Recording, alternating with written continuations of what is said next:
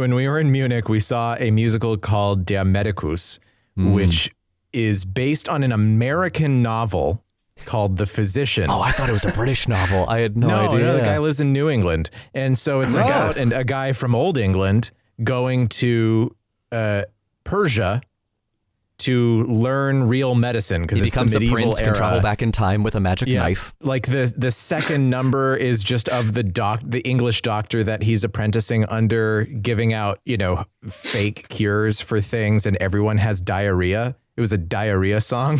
It was a diarrhea song, and then and then he sings a song about how he's going places, man, and then his mom dies. Yeah, it's amazing how much of it I blacked out. The craziest thing about this production is that Jack and I did not realize the applause traditions. Jesus. In Germany. Oh, I got to hear about this. And specifically as they apply to musicals. So in America, everything is pretty much set on like a timer. And I think also maybe in the UK too, it's like the audience will applaud, and regardless of how loud they applaud, the bows will happen, and the next people will come up and the bows will happen, and then the curtain will close and the show will be over. Right. In Germany, they don't leave the stage until you've stopped clapping. It is a game of chicken. So they have multiple types of curtain calls. Like they do it in different orders each time, or sometimes it's like just the leads bow again. There's like a whole... There's choreography. They must spend a whole day working on, okay, what are we going to do for the curtain call? There was choreography. Like bow number 6 had a different dance than bows 1 through 5. Yeah, so the musicals always have some sort of encore number. Dance of the Vampires, of course, famously has the number where they come out. There's no more set. They're just wearing silver like vests and singing in English. And this sounds like a Physician sex had dream something I had. like that too. Yeah, Der Medicus had a similar thing, and we're just sitting there. I'm familiar with this. I had seen a lot of plays in Germany before, and everyone's just still I had also performed in Germany before. Well. Germans, just like the Hungarians, do the iron clap, where they all start clapping in unison, not to the beat of the song. Very emphatically not to the beat of the song. No. They will start make their clapping own in beat, unison. yes, and you will follow it. And this lasted conservatively 15 to 20 minutes. Least. No way. No, it was At least, so long. straight up. I thought I was losing my goddamn mind. Jack started screaming, "Stop! Make it stop!" Like midway I through. looked around. I was like, this is, and everyone seemed like totally like, it was just like blank faces all around. Like, no, they weren't enjoying it. No one was having like a good time. There were two not that show, not in Munich. for the sake of clapping. There were two college kids in front of us who were just baffled by the whole show, but were ridiculously entertained by the three of us. They were on the same level as us, but everybody else was like a suburban, like 50-year-old, and they ate it up. They loved it. They loved the brown face in that show. Let me tell you. So many possible worlds, but we got this one. So many possible worlds, but we got this one. Welcome to the Worst of All Possible Worlds, the first and only podcast willing to confront the traditions of the German musical theater. I'm the worst of all possible Joshes. I'm the worst of all possible AJs. And I'm the worst of all possible Brians. And joining us today, a good friend of ours. An actor, a writer, a longtime employee of NBC. And the only man from Ohio who I respect, Jack Gilbert. He's wearing an Ohio sweatshirt right now. I am. Ohio University sweatshirt? That's the one. It's the Ohio University. No, that's the other one. Nope. I'm pretty sure it's... It's the Batman. Hey, because we're going to be talking about a goofy little game, and I think you have some thoughts on it. Yeah, well, I met Brian and AJ. We found each other in Germany and swapped numbers. Your English has gotten so good, Jack. Thank you. He's from Ohio, Germany. Yeah. Ohio. Yeah. Well, there's many Germans in Ohio and vice versa. and I followed them back. Jack actually brought COVID-19 to the United States. Patient Fun zero. fact. Yeah. No, but seriously, yeah. I mean, we all know each other largely through a theater, which we've talked about many times and we'll never name directly on this show. When AJ and I were talking about putting together an episode about this game, immediately he was like, I know just the guy. So we're very excited to have you here today. Yay. What made you pick this game? Like, was it the remake, the remaster, I should say, that, or what brought it on your radar? Because it's not a new game. I mean, Well, this game has haunted me since its release in 2010, and it's a game that constantly is brought up, I think, in the same kind of breath of Heavy Rain, in that it's like it revolutionized storytelling and gaming, and I've always kind of felt like I was going crazy because I played through this game and I thought the storytelling was quite bad, and everyone around me was saying how great it was, and I was just like, I must have missed the reference points. Do you know what I mean? I've never read Stephen King before. I had not seen Twin Peaks at the time. I am watching it right now, which is a huge trip playing Alan Wake, because some locations I think are like just dancing on the knife's edge of copyright. That was why I wanted to do an episode on Alan Wake, because I was trying to identify why Control worked for me more than Alan Wake did, and I thought it would be an interesting game to revisit because we do like talking about storytelling in games, and I hate this game. I hate this game so much. I sort of am in a similar boat. You know, I got Alan Wake on Steam years and years and years ago, and it was for many of the same reasons. I'd heard about the quality of the storytelling and, you know, those sorts of things. I've also always tried to play Remedy games and just felt myself like slipping off of them. So I was like, you know what? If I just play it for the show, then I'll be able to really play all the way through it. And I also hated it. I think I hated it even more than AJ. But Yeah, I think that is correct. I think that the ways in which it fails narratively are actually kind of interesting, and by and large thought it would be worth discussing on the show. I think before we start talking about Alan Wake, one of the biggest references to sort of that this game lives in, and one of its biggest illusions, is to the world of Stephen King and his novels. And It's the opening quote of the game. When we start the game, we see Alan driving down the road, and he says, Stephen King once said that nightmares exist outside of logic. So, and there's little fun to be had in explanations. They're antithetical to the poetry of fear. And then the game In spends a the horror rest story, of the time. the victim keeps asking why, but there can be no explanation, and there shouldn't be one. The unanswered mystery is what stays with us the longest, I'm and it's back. what we'll remember in the end. I'm right back. My I'm right back name in this. is Alan Wake.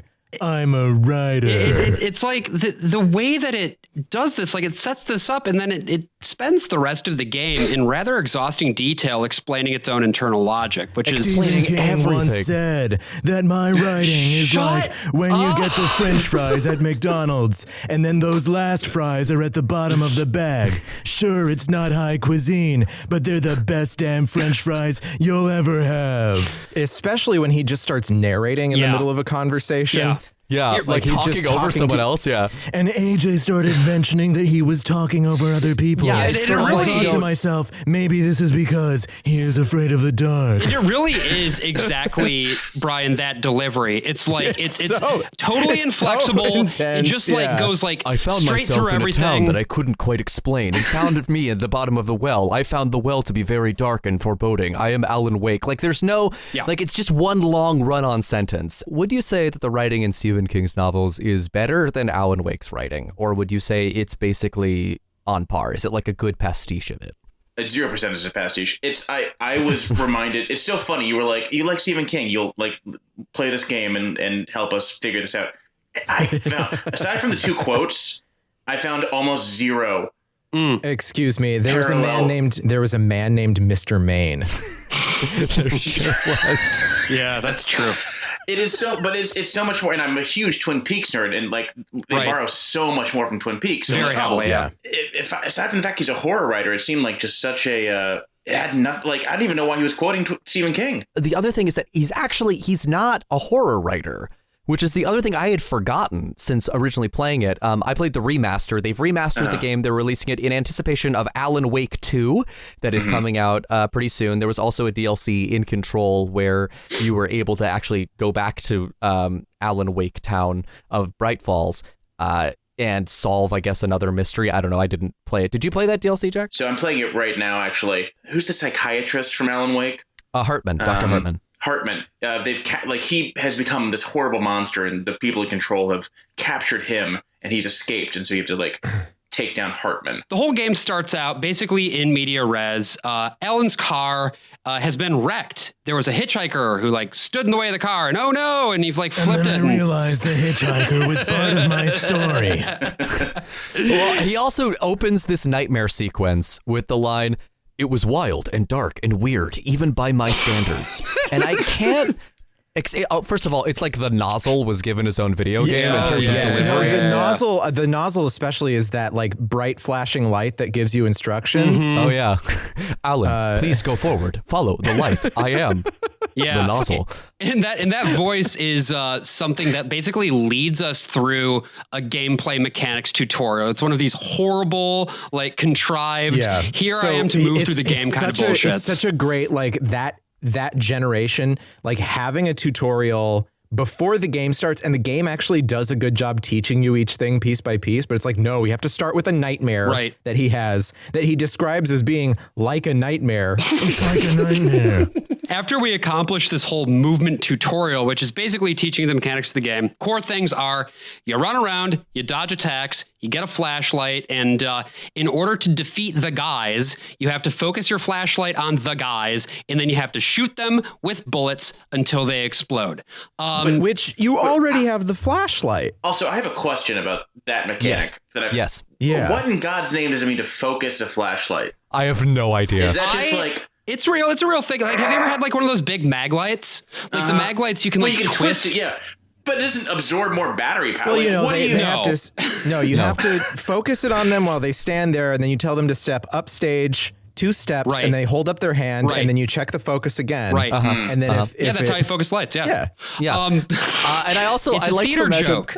I'd like to imagine that as Alan Wake is holding the flashlight harder, he's going ooh, like really squeezing that thing for all it's worth. Is one of the late game upgrades you just get a Fresnel lens? Pretty much. I mean, you just get bigger flashlights. Better flashlights, which I didn't notice anything better about them, but they wear down resistance faster when you have a bigger flashlight. I like that they were okay, we're gonna do the Luigi's Mansion mechanic. Yeah. Yes. But it's a gun now. Because this is the core mechanic of the game. This is what you will be spending 10 hours doing. You will shine a flashlight at a guy and wait for that guy's little circle to go from being really big around it to being really little around it until it flashes. And then at the point that you flashes, you can shoot the guy. And then you have to shoot him a bunch. You have to shoot him a bunch of times. Bullet sponges. A ton of gunshots to someone who is just a guy. Right. yeah. Can I also point out that you're an out of shape? You can't outrun these things. No. You know what I mean? Yeah. Even though the game wants you to at certain points. Yeah, but they catch up to you so easily. So you have to deal with all of these never-ending bad guys constantly. Alan Wake is so out of shape that you can hold the run button for conservatively 4 seconds. Mm-hmm. And then he's too tired. He just starts to that's trot. fine. I think that's perfect. That's normal, actually. That's an ordinary thing for a guy like me, like Alan. I mean, oh no, sure. In real life, sure. I'm making an Alan Wake sequel where he's a podcaster. Nice. Ryan is running away from the bad guys. My name is Brian Alford, and I'm a podcaster. So, Jack, would you describe the core gameplay loop as fun? How would you describe it? It's funny. I don't play these kinds of games that often, so I was I was a little unsure if it was just me being out of touch with this style or something. I was like, this was not fun to me. It was also spooky. I don't play spooky games. I play games with the power fantasy. Was this spooky to you? Oh yeah, it was like jump scary. I don't. It was just very dark. Okay, so jump scares. That's fair. Yeah. I've played other horror games. I can't do jump scares in movies or in any other medium but video games, because in video games I can run away or I can kill the thing coming after me like actively. And somehow I'm just able to handle it better. But the actual horror mechanics of this game are so much better handled in games like Resident Evil. Like at first, for the first whole episode of this thing, I'm sorry. I'm going to let you finish, but I have a real problem with that assertion. But go ahead. The thing that backs me up on the Resident Evil stuff is the camp value. So for as scary as Resident Evil is, it is also just entirely camp. Even in the most serious version, it's camp. In Alan Wake, it is it's like trying to be camp or something. At first, that whole first episode, I'm like, maybe I was just in 2010. I was coming at this let's lay this game. out. These are episodes, not chapters. Yes, I'm sorry. The whole story of Alan Wake is a book that is now real, like in that Will Ferrell movie, but it's episodes. Much like all other good books. I love to open up my book to episode 3 and read it. My name is Harold Crick. That's Will Ferrell's character's name in that movie. I like that movie. That was The specific. screenwriter of Stranger Than Fiction once said that fear is no. Anyway, that's good. So I thought that like in 2010, I saw all these reviews saying that this was like the next step forward in video game. Right. This was going to be like the next big narrative jump. So when and there's also big like technical stuff that's going on, all the objects that are flying around all the time, actual physics objects and the light and everything was pretty spectacular for that moment. Right. Although I think it also gets overstated. Yeah, no, sure. But it was a game that I was like, this was going to be like the next big narrative jump forward. And that's why I didn't think the story was so good. And then when I started replaying it for the remaster, I was like, oh, maybe I was engaging with the game wrong. Maybe this is just high camp. Maybe this is just like a really campy, fun horror time. And then the next 5 episodes disproved that entirely. Yeah, it takes itself too seriously to really be that. And I think the best way for us to really unpack that narrative is just going to be to start talking about it. So after we have this whole movement tutorial and we learn about the core gameplay loop, which again, I learned about pushing the analog stick forward. Yes. Stephen King once wrote frustration. That's it. He stopped writing after that. Now we hear something that we will be hearing a few times throughout this game, which is a voice saying, Alan, wake up. And Alan Wake, get it? And apparently the whole thing that we just experienced was just a nightmare, which we know it was a nightmare because he told us that. He would not stop telling us it was a nightmare. Alan is taking a vacation to the Pacific Northwest with his hot wife to fix his writer's block. He hasn't been able to write in 2 years. So we have a pretty extensive series of like walking simulator times. Alan takes the ferry into town. He meets a local radio host. We go to a diner. The exact same diner from Twin Peaks. Absolutely. It's the diner from Twin Peaks. Everyone knows who Alan Wake is. Yep. There's a cardboard stand out of him. There's a cardboard cutout of Alan. Yes. Within this diner, we meet basically our other dramatis personae, or at least many of them. We've got Rose, who's a waitress. We've got the Anderson brothers. They're in a band. Tor and Odin. Yes. We've got Cynthia Weaver, who is just the log lady from Twin Peaks, except she carries a lantern rather than a log. She's the lamp lady. We also get a woman who's creepy, who we come across. Spooky, creepy, dark lady. She's shrouded in black. Oh no. Alan and his wife get keys to a cabin from this lady, but it turns out they got keys to the wrong cabin. Oh no. They got to this diner because they were supposed to meet specifically a guy there. Carl Stuckey. Instead of waiting for this person, he takes it on himself to go look for him in the bathroom, which is a strange decision in and of itself. And then this woman accosts him in the dark and then says, no, I have a key for you. Which is also, like, you would think, because everyone clearly knows him, that's been established, that he would not just take a key from a complete stranger, because... Yeah, it's just this random lady. He is the most important man in the universe. It's not like he's like an anonymous person. He's like, oh, she knows my name. Clearly, like, Stuckey, like, everyone knows his name. Like, and he's like, here I am on my normal vacation, trying to meet a guy named Carl Stuckey, and then a Victorian widow has just walked up to me and handed me a key while speaking in poetic verse. Right. While another lady outside of the bathroom, or like by the bathrooms, is screaming, "Don't go in there! It's dark!" as there's a cardboard cutout of myself by the front door. Yeah, But it's also just like you should facing probably not inward. go back there. My mother told me if you ever meet a Victorian widow, always take her keys. yeah, this is just super duper normal stuff that a normal guy would do normal things with. Well, And the game did disarm me by asking me to play Harry Nilsson. Was that song that the Oh, tour? lime in the coconut? Yeah, Nilsson Schmilsson. after Alan takes the key from the spooky lady, they drive off and Carl's here. Carl's like, hey, you forgot your key. Oh no. I hope I don't have to fight you later. And this was made by Remedy is a Finnish gaming company, and this game was written by a Finnish man named Sam Lake. So Remedy made the first two Max Payne games. And of course, Max Payne, the original Max Payne, was just like, what if we did The Matrix, but it actually is a video game and not just a movie that feels like a video game? And they succeeded. And they got, they made a sequel. And then they got into this weird contract deal with Microsoft for years and years and years and years, from 2003 to 2010 when they finally released Alan Wake. And Max Payne 2 was more of a noir. It was, and this is something that then Remedy has sort of made a cornerstone of the work that they do. I mean, they really, for a Finnish studio, sure do have an interesting obsession with American pop culture and American cinema specifically. There's not a single green pig or angry bird. Well, there are a lot of Angry Birds, actually. I take that back. Yeah, this game is at least 40% Angry Birds. I feel like some of what's going on here, particularly when we see these scenes of classic Americana, we've got the diner, we've got the forests, we've got all this shit. It is an understanding of America that is strictly through the lens of popular culture. And I feel like the distance between what the thing really is and what their perception of the thing is part of what gives this game a sort of uncanny feeling. It sort of reminds me of Deadly Premonition, which is another game that is based on Twin Peaks that takes a look at it from a Japanese perspective. But these games, whereas Deadly Premonition is very aware, I think, of what it is in many ways, Alan Wake is not. It is not a self-aware game, in my opinion. It's more like The Vanishing of Ethan Carter, which is a Polish game, if I remember correctly. And it's set in Wisconsin, but you're surrounded by mountains. Sure. Yeah, the famous mountains of Wisconsin. So you're saying it's like a copy of a copy kind of thing. It's It's like a telephone that's one person too removed for it to actually kind of work.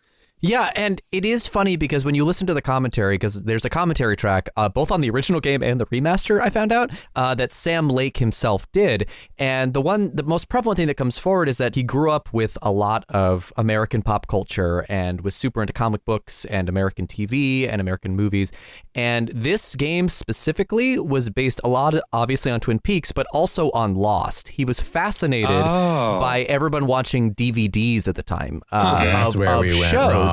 And he was like, well, that would make a perfect video game idea, right? You would end with a cliffhanger. But they didn't release this episodically, though, right? No, it just was came released as all at one once, game. yeah. So you would play it. So you play it through, and then it just says next, previously on Alan Wake. It's like, well, I just did that. I was sitting here. Was that the idea? Was it going to be released as an episodic game initially? It was going to be an open world. Yeah, that's Really? the crazy part. There's a version of this game, the original version of this game, that I think would have been actually really, really cool.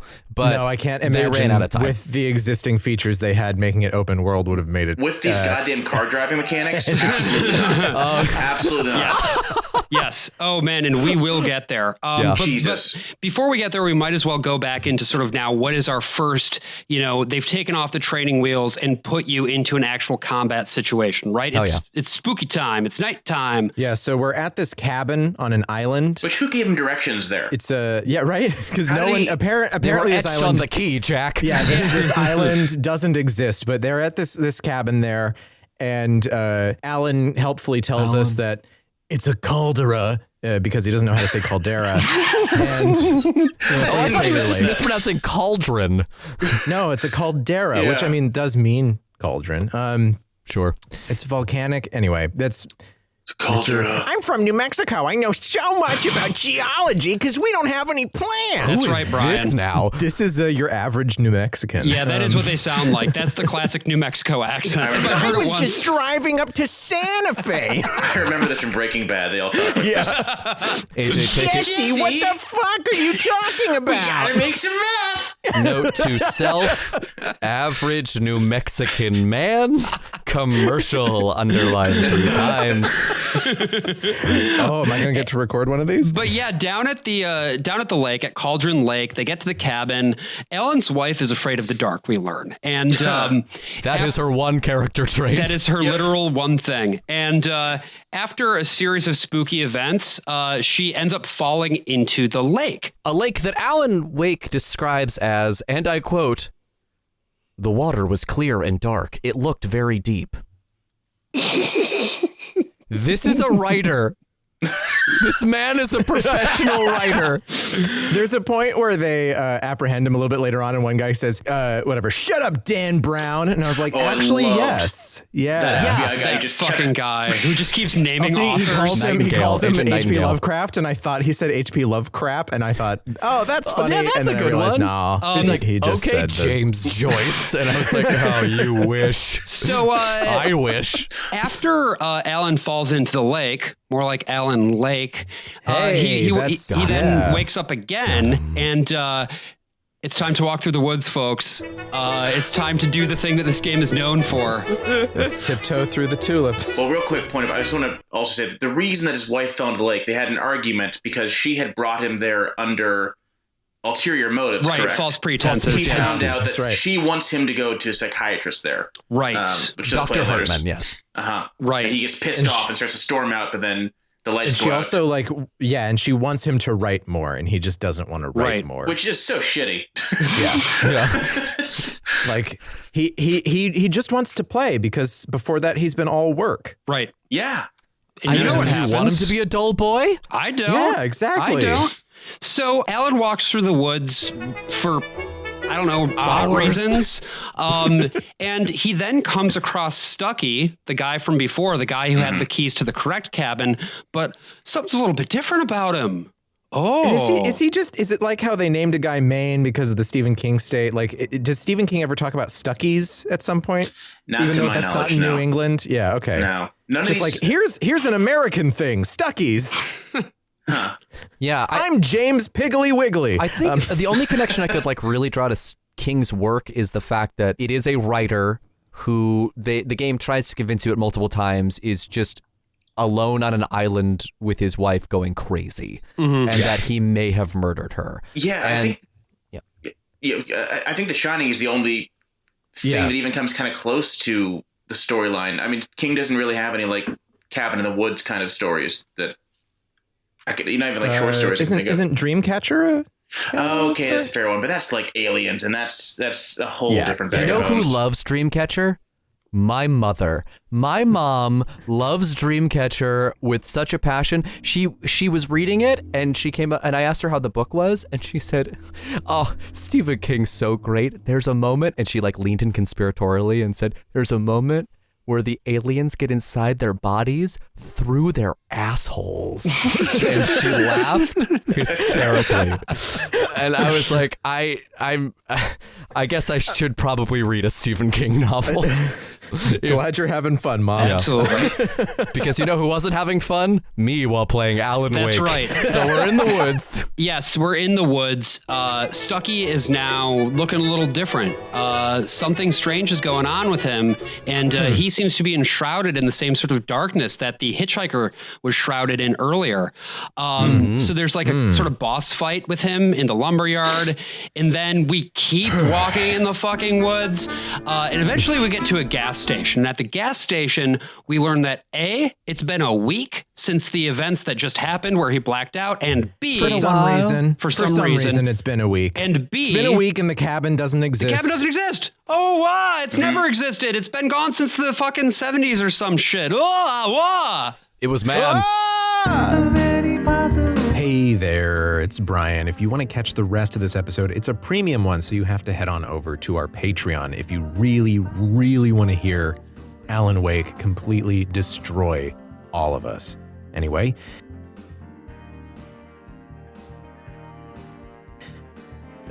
if you don't want to do that, I guess you could just listen to the rest of the music. I can do my Alan Wake voice. I'm definitely hurting myself by doing this. You're not still listening, are you? Okay. Good. You're going over to Patreon? Good. I love that you're going over to Patreon.